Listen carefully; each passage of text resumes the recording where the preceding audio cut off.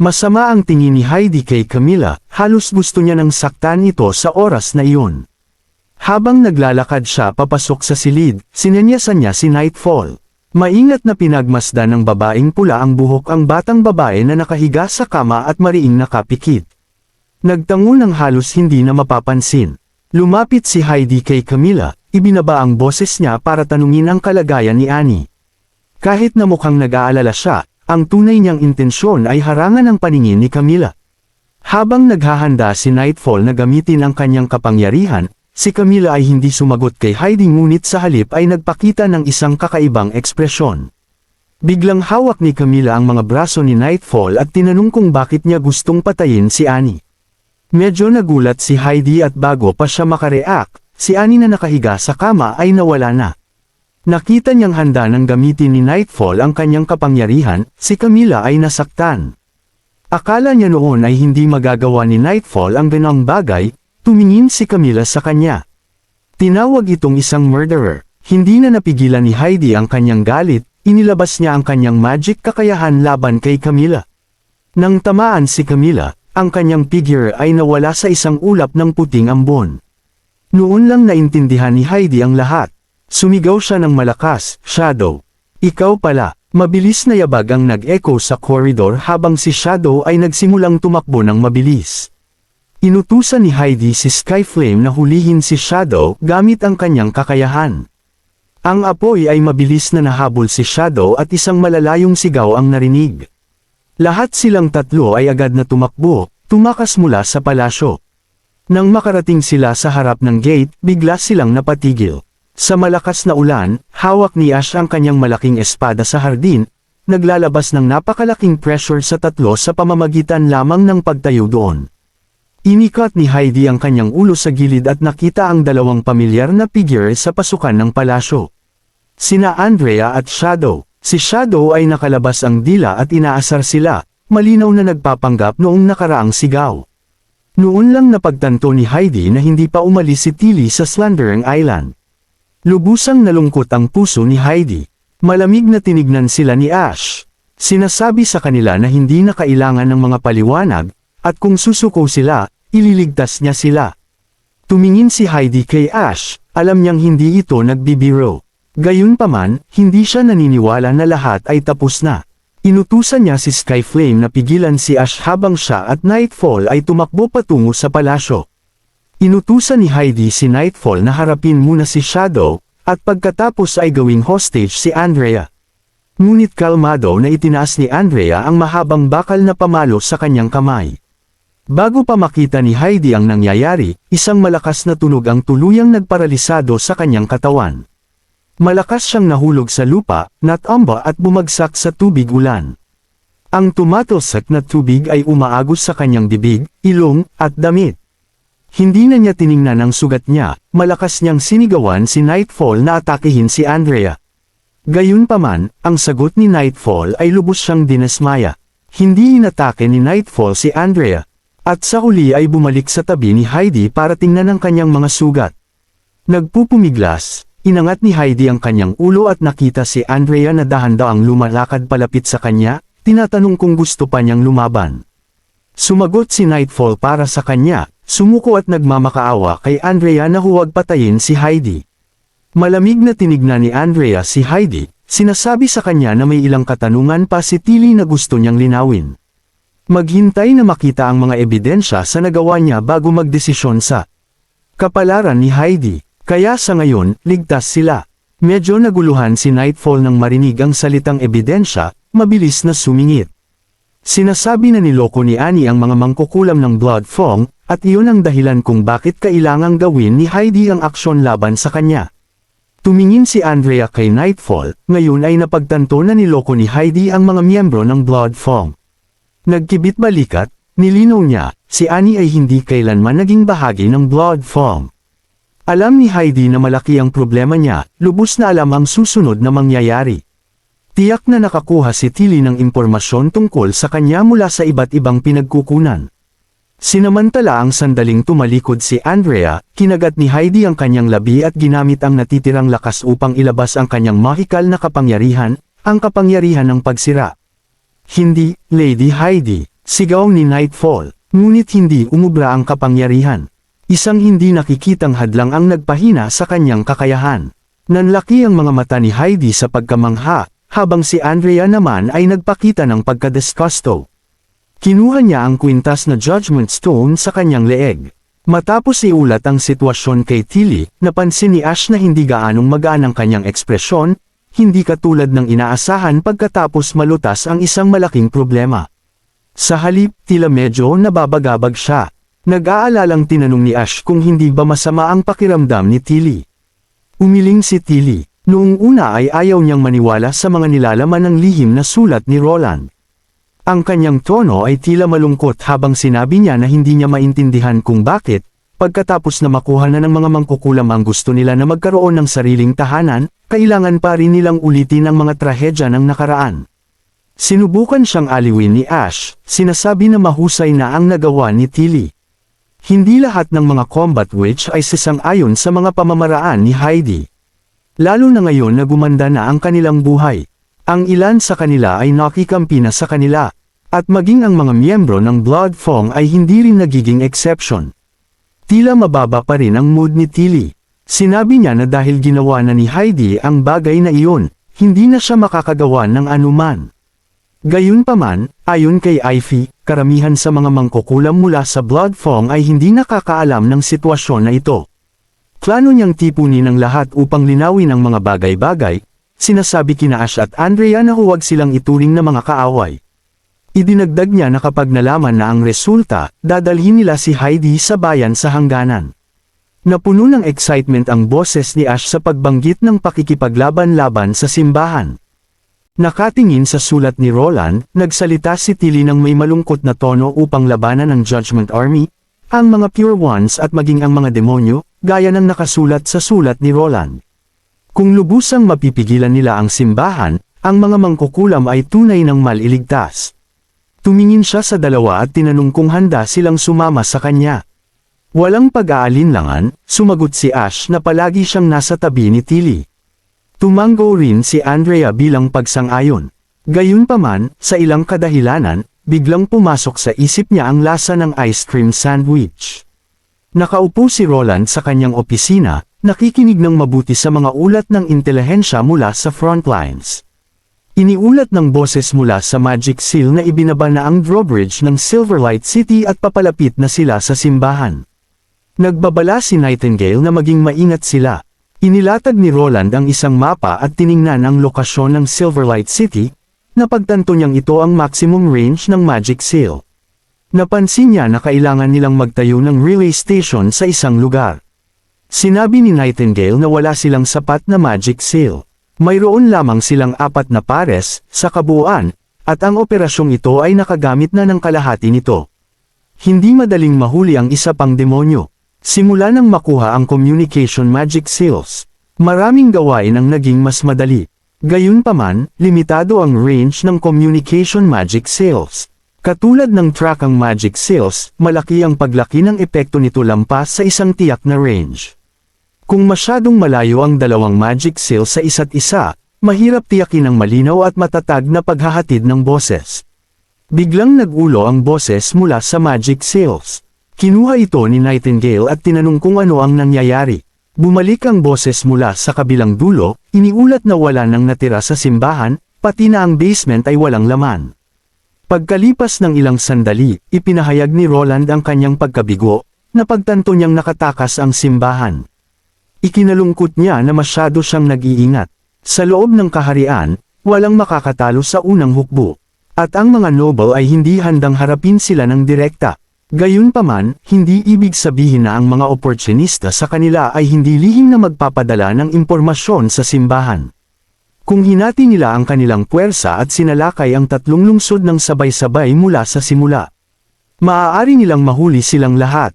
Inaliw siya ni Nightingale, binigyan siya ng isang piraso ng pinatuyong isda at iginiit na ang pag-iingat ay tamang pagpili. Kung nakaharap sila sa isang malakas na Pure One habang ang unang hukbo ay nahati, maaaring malaki ang kanilang pagkalugi. Natigilan si Roland sandali bago kinuha ang pinatuyong isda. Tumingin kay Nightingale at sinabing medyo magaling siya sa pang-aaliw sa mga tao. Ngumiti si Nightingale at tinanong kung medyo gumaan na ang pakiramdam niya. Bigla siyang lumitaw sa likod ni Roland. Sinimulang imasahe ang kanyang mga balikat, binanggit na tinuro ito sa kanya ni Wendy. Sinabi ni Roland na mas maayos na ang pakiramdam niya. Habang nag-e-enjoy sa masahe, nagkomento si Roland na tila marami nang alam si Wendy. Sumang-ayon si Nightingale na nakapikit ang mga mata, sinabing noong mahirap na paglalakbay ng Witch Association. Nang pinagdaanan nila ang lahat ng uri ng hirap, si Wendy ang nagpatatag sa grupo. Sinabi ni Nightingale na pagdating sa pag-aalaga sa mga kapatid, walang mas mahusay kaysa kay Wendy. Habang nag-e-enjoy sa masahe, naistorbo ulit si Roland ng tunog ng magic sails. Sa pagkakataong ito, malinaw ang boses, parang may sumisigaw mismo sa kanyang tainga. Si Lightning ito, iniulat na nawala ang pulang ambon sa likod ng Snow Mountain, o mas tumpak, ay nawawala na. Kinumpirma ni Maggie, na kasama niya, ang obserbasyon ni Lightning. Nag-aalala si Roland sa adventurous spirit ng batang babae, inutusan silang huwag lapitan ang kampo ng demonyo at agad na bumalik. Natatakot na ang pagpukaw sa isang mataas na ranggong demonyo ay maaaring humantong sa sakuna. Agad na tumugon ang dalawa at bumalik sa border town. Kunin si Agatha, sabi ni Roland kay Nightingale. Dumating si Agatha sa opisina. Ngunit pagkatapos maingat na pakinggan ang ulat ni Lightning, medyo naguluhan din siya. Bihira ang pagkakataon ng Federation na makalapit sa likurang kampo ng demonyo.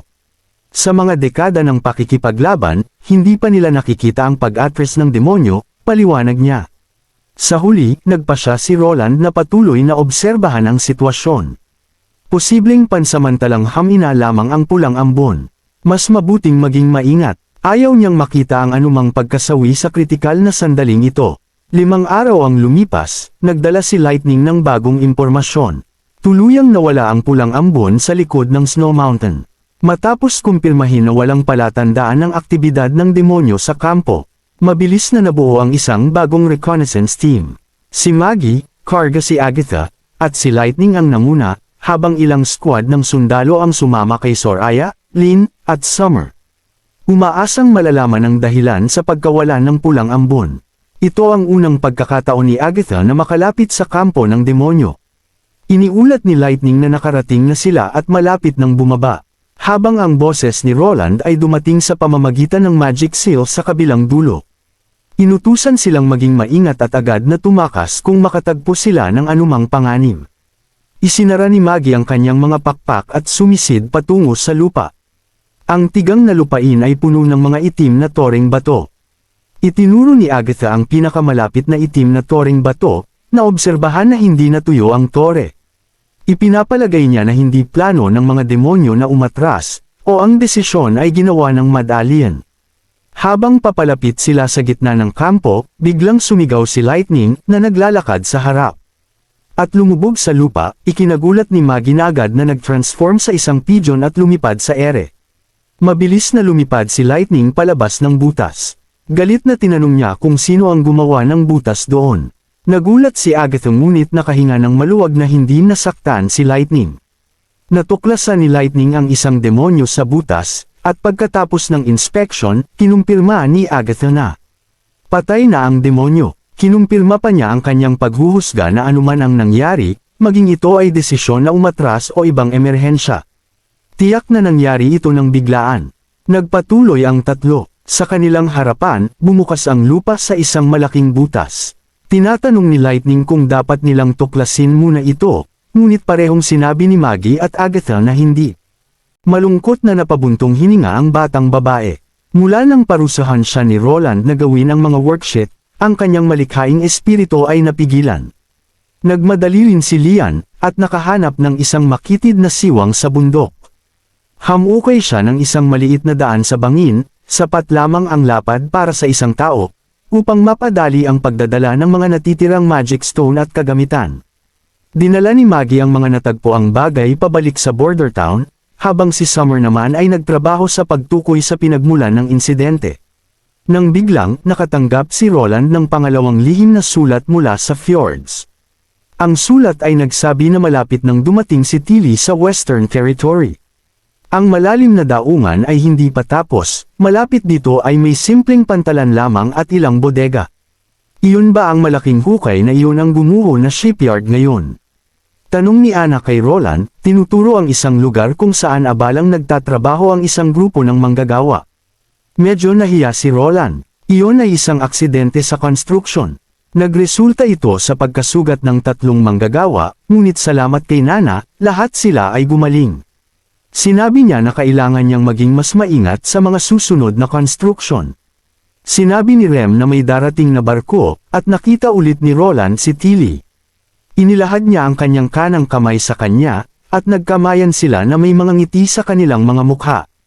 Kahit na ilang buwan na silang hindi nagkita, ang kanyang kilos ay parang kahapon lamang. Dinala ni Tilly si Heidi kasama niya. Kahit na napigilan siya ni Tilly, tumanggi si Heidi na sabihin ang kinaroroonan ng mga mangkukulam na tinanggihan ng blood fong, at iginiit na kay Roland lamang siya magsasalita. Nagulat si Roland sandali. Iminungkahi ni Tilly na marahil ay nakita ni Heidi si Roland bilang kanyang huling pag-asa, na iniisip na kung bibigyan niya si Roland ng sapat na benepisyo, maaaring tulungan siya ni Roland. Hindi maiwasang tumawa si Roland, nakitang dinala ni Tilly si Heidi kasama niya. Sinabi ni Tilly, medyo nakakatawa si Tilly kapag sinusubukan niyang magbigay ng mga indirect na pahiwatig at tinanong kung pinapaalalahanan siya. Sinabi niya na kung siya talaga ay ganoong klaseng tao, hindi sana pumunta si Tilly sa border town. Pagbalik sa kastilyo, nakita ni Andrea ang sulat. Komento niya na si Otto ay talagang hanggal sa pagtangkang pumasok sa palasyo sa gabi na 2 lamang sila. Idinagdag ni Ash na ang isang malaking bahagi ng insentibo para sa kanilang mapusok na aksyon ay dahil kay Andrea, kahit papaano ay pinaalalahanan sila tungkol sa mga galaw ng simbahan. Tinanong ni Tilly kung sinagot ni Roland si Otto. Tumanggo si Roland habang hinihikayat si Otto na huwag kumilos ng padalos-dalos dahil ang kaaway ay maaaring napakalakas. Ipinaliwanag niya na malayo sila sa kaharian ng Don kaya imposibleng makatulong siya kaagad. Kailangan nilang magtago at maghintay hanggang sa ibaling ng simbahan ang atensyon nito sa Grey Castle bago gumawa ng anumang plano. Gayunpaman, naniniwala si Andrea na hindi siya pakikinggan ni Otto dahil palaging kumikilos ng walang katwiran si Otto. Mula pa noong bata, ngumiti si Roland, sinabing tiyak na makikinig si Otto dahil isinulat din niya sa sulat na ligtas si Andrea dito sa border town. Kahit na dumating ang simbahan, hindi siya mapapahamak. Ngunit kung mamatay sina Otto at Aura, hindi na nila makikita pa si Andrea. Medyo nahiya si Andrea, at nakangiting nagkomento si Ash na ito ay isang napaka-epektibong paraan upang hikayatin ang isang tao tulad ni Otto.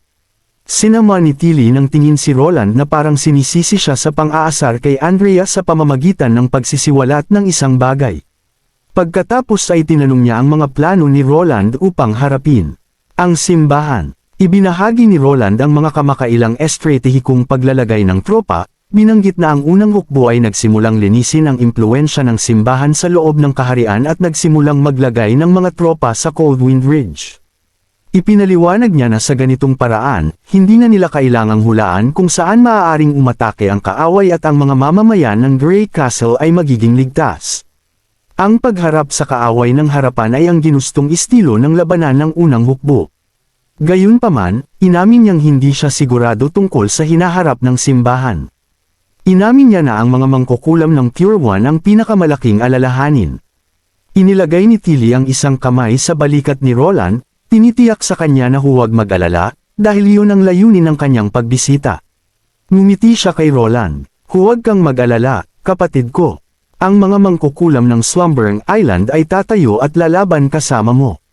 Pagbalik sa tirahan ng mga mangkukulam, pumasok si Tilly sa silid na dati niyang tinitirhan.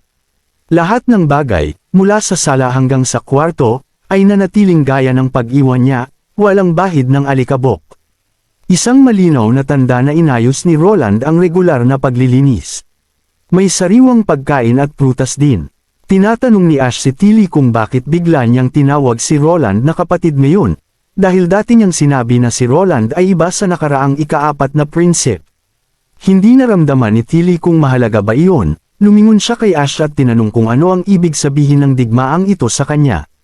Walang pag-aalinlangan, sumagot si Ash, paghihiganti.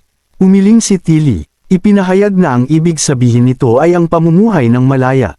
Hinawakan niya ang kamay ni Ash at tinanong kung gusto niyang manirahan dito. Nagulat si Ash, at sinabi lamang na hindi niya iiwan si Tilly. Napagtanto ni Tilly ang pagkakamali at nilinaw niya ng may ngiti na gusto lang niyang malaman kung gusto ni Ash ang lugar na ito. Pagkatapos ng ilang sandali ng pag-aalinlangan, tumango si Ash. Inaamin na may dahilan kung bakit ang mga mangkukulam ng Witch Union ay handang maglingkod kay Roland. Gayunpaman, iba sila, mayroon silang sariling bayan. Pinutol ni Tilly ang sinasabi niya, ipinaliwanag, na maaaring may tatlong resulta lamang sa digmaang ito. Ang una ay hindi nila kayang tiisin ang pagsalakay ng Judgment Army at lahat sila ay mapapahamak sa hilagang teritoryo ng Grey Castle. Kung nangyari iyon, hindi na mahalaga kung saan sila nakatira. Mabilis na tinakpan ni Ash ang bibig ni Tilly, iginiit na hindi mangyayari ang ganoong bagay at isusumpa niya ang kanyang buhay upang pigilan iyon. Si Tilly, na may nakakalokong ngiti, ay sinabi na palagay lang naman niya yon. Nagpatuloy si Tilly sa pangalawang posibilidad. Maaaring mabaigo si Roland, ngunit maaari pa rin silang mabuhay. Lumapit siya sa bintana, tumingin sa buhay na hardin ng kastilyo, at sinabing sa ganitong sitwasyon, hindi na makakalaban pa ang Grey Castle sa simbahan, at ang lungsod ng Neverwinter ay malalagay sa panganib.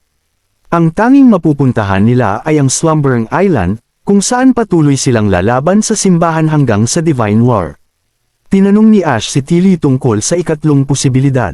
Ngumiti si Tilly at sinabing ibig sabihin nito ay matatalo nila ang simbahan, matatanggal ang Hermes, at ililigtas ang lahat ng mga mangkukulam. Kapag dumating ang araw na iyon, matatapos na rin ang misyon ng Slumbering Island. Naguluhan si Ash, at ipinaliwanag ni Tilly na ang Slumbering Island ay orihinal na isang santuaryo para sa mga mangkukulam upang maitago ang kanilang sarili mula sa labas ng mundo. Kapag wala na ang simbahan, hindi na nila kailangang itago ang kanilang sarili sa isang fjord na may malupit na kapaligiran at kakaunting mga mapagkukunan. Siyempre, lahat ay nakasalalay sa kagustuhan ng bawat isa, at maaari nilang piliin kung saan sila gustong manirahan. Tumango si Ash at sinabing kahit sa impyerno, mananatili siya sa tabi ni Tilly. Ngumiti si Tilly at tinanong kung ganoon pa rin ang gagawin ni Ash kahit na sa isang mundo na puno lamang ng pinatuyong isda at sopas ng isda. Natigilan si Ash. Hindi napigilan ni Tilly ang tumawa at sinabing kailangan nilang madalas na pumunta sa lungsod ng Neverwinter para magpalit ng kanilang jeta. Binuksan ni Andrea ang pinto at sumilip, ang ulo niya ay may nakapatong na palanggana. Tinanong niya kung ano ang pinag-uusapan nila at niyaya si Tilly na maligo kasama niya. Tumango si Tilly, at sinabing sasama rin si Ash, na ikinainis ni Andrea. Habang pinapanood ang dalawang nagpalitan ng tingin, hindi maiwasang makaramdam ng kapanatagan si Tilly, na iniisip na kung talagang matatalo nila ang simbahan, lahat ay makakaranas ng mga araw na tulad nito. Si Roland ay nawala sa kanyang mga iniisip sa opisina, at si Nightingale, na kumakain ng pinatuyong isda, ay tinanong siya kung bakit siya nagkaroon ng malaking reaksyon. Kinutya niya ito, sinabing tinawag lang siya ni Tilly na kuya. Kung gusto ni Roland, pwede rin siyang tawagin ni Nightingale na kuya. Nagulat si Roland nang tawagin siya ni Tilly na kuya sa daungan. Bago ang kanilang huling poem, hindi pa kinikilala ni Tilly ang kanilang relasyon bilang magkapatid. Pagkarinig kay Nightingale, naisip ni Roland na kahit na mas matanda si Nightingale sa kanya, ang ideya na tawagin siya ni Nightingale na kuya ay tila maganda rin. Agad niyang iniling ang ulo, na pagtanto na ang ganitong linya ng pag-iisip ay mapanganib. Tinatanong ni Roland si Nightingale kung bakit biglang nagbago ang isip ni Tilly. Tumingin si Nightingale sa kanyang maliit na pinatuyong isda at nagpalagay na maaaring dahil hindi sinamantala ni Roland ang pagtatangka ng Bloodfang na hatiin ng Slumbering Island at mabilis na nagsimulan ng buong digmaan laban sa simbahan. O baka nagkamali lang si Tilly sa pagtawag sa kanya ng kuya. Huminga ng malalim si Roland. Wala sa mga ito ang mahalaga, ito ay magpapalapit pa sa kanilang relasyon, na nagmamarka ng isang matatag na hakbang pasulong sa kanyang mga pagsisikap na makuha ang lahat ng mga mangkukulam ng Slumbering Island. Ang dalawa ay umalis sa kastilyo at nagtungo sa dungeon. Para masiguro ang kaligtasan ni Nana, pinatulog ni Nightingale si Heidi bago siya gamutin. Binanggit ni Nightingale na sinubukan pang angkunin ni Heidi si Andrea bilang hostage noong panahong iyon. Tumango si Roland, sumang-ayon na tama ang ginawa ni Nightingale. Pagkatapos ay sinabihan niya itong gisingin si Heidi. Tumango si Nightingale, sumulpat sa hala, binuhat si Heidi, at dinala siya sa mga rehas. Pagmulat ni Heidi ng kanyang mga mata, at si Roland, na nakatingin sa kanya mula sa itaas, ay nagsabi. Siya si Roland Wimbledon, ang hari ng Grey Castle. Kung may sasabihin si Heidi, magsalita na ngayon. Tinatanong ni Roland si Heidi kung saan napunta ang mga mangkukulam na tinanggihan niya. Hindi direktang sumagot si Heidi ngunit sa halip ay tinanong kung sinabihan ba siya ni Ivy tungkol dito. Tumango si Roland, ini-inform si Heidi na si Annie, ang bruhang tinawag niya, ay ang bruhang tinanggihan niya. Ang bruhang sinubukan niyang patayin kanina ay kaibigan ni Ivy. Pagkatapos ay tinanong niya kung bakit si Heidi, bilang isang marangal na may mataas na katayuan, na may maharlikang lahi, ay hindi pinananatili ang lahat ng mga mangkukulam.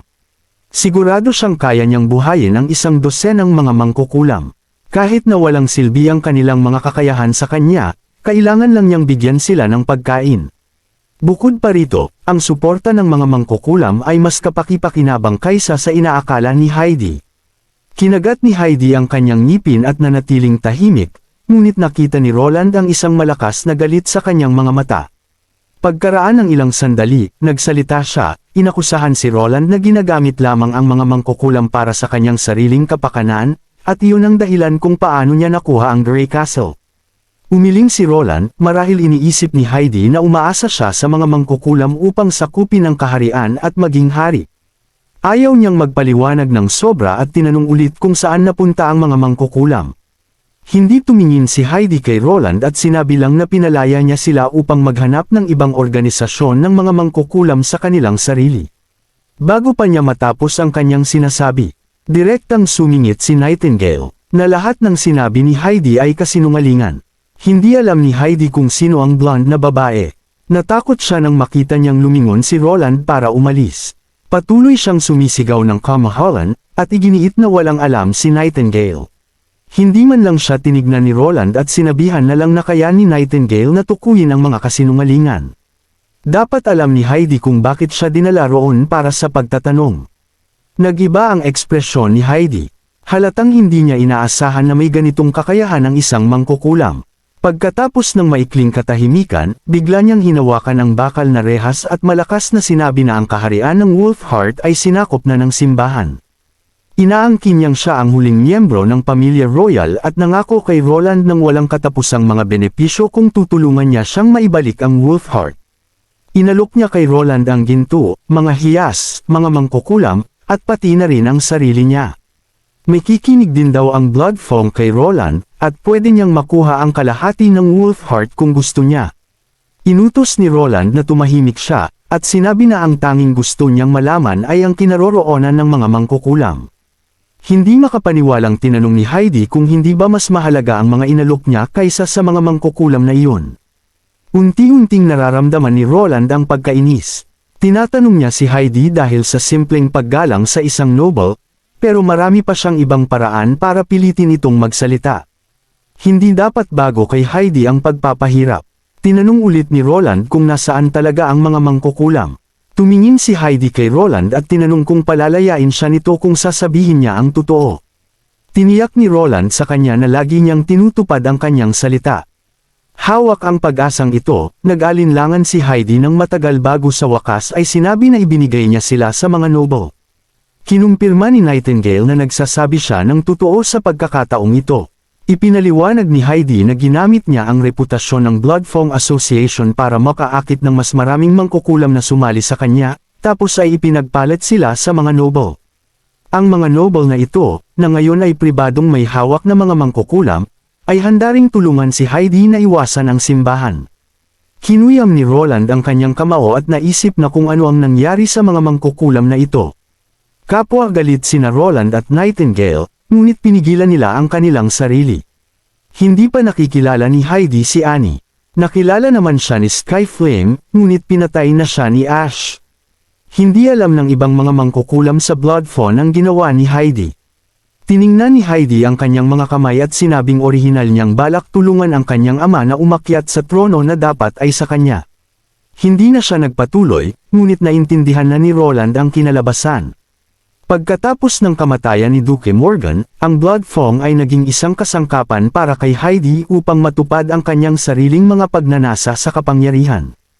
Pagkalabas ng dungeon, hindi napigilan ni Nightingale ang hawakan ng kamay ni Roland, tinatanong kung talagang papalagpasin niya ang buhay ng mamamatay taong iyon. Malamig na sumagot si Roland na si Heidi Morgan ay isang mangkukulam mula sa Slumbering Island, at hindi niya ito pakikialaman. Kung hahayaan siya ng Slumbering Island ay hindi na nakasalalay sa kanya. Kinabukasan, ibinahagi ni Roland ang balitang ito kay Tilly at sa iba pa. Galit na galit si Ash at gusto niyang patayin kaagad si Heidi sa dungeon. Detalyadong inilahad ni Roland ang nangyari sa dungeon at sinabi kay Tilly na nakumpirma na ni Nightingale ang katotohanan. Hindi niya inaasahan na makukuha niya ang mga resulta ng napakabilis, si Heidi ay mas mahina kaysa sa inaakala niya. Medyo malungkot si Tilly, ngunit nagpasalamat pa rin siya kay Roland sa kanyang ginawa. Samantala, sinabi ni Roland na siya naman ay kapatid ni Tilly, kaya hindi na kailangan ng formalidad. Ang pagharap sa sitwasyon ay nasa kamay na ni Tilly. Tumahimik si Tilly sandali, pagkatapos ay tinanong kung paano haharapin ni Roland ang ganitong sitwasyon kung mangyari ito sa lungsod ng Neverwinter. Tiningnan ni Roland ang kanyang mga mata at nakita ang isang pahiwatig ng kalungkutan at pagsisisi, ngunit higit pa rito, ang tahimik na determinasyon. Malinaw na nagawa na ni Tilly ang kanyang desisyon. Inaliw siya ni Roland, sinasabing gagawin niya ang parehong gagawin ni Tilly. Tumango si Tilly, pagkatapos ay tumayo siya at si Ash at nagdesisyong umalis. Na-activate ang magic seal ng komunikasyon. Si Lightning ang nagsalita, sinabi niyang nahanap na ni Summer ang eksaktong oras ng pangyayari. Tinatanong ni Roland kung ano ang nangyari. Hindi sigurado si Lightning kung paano ipapaliwanag, nagsalita siya tungkol sa isang malaking bibig, mga tentacle, at dalawang halimaw. Sinabi niya kay Roland na dapat niyang makita mismo.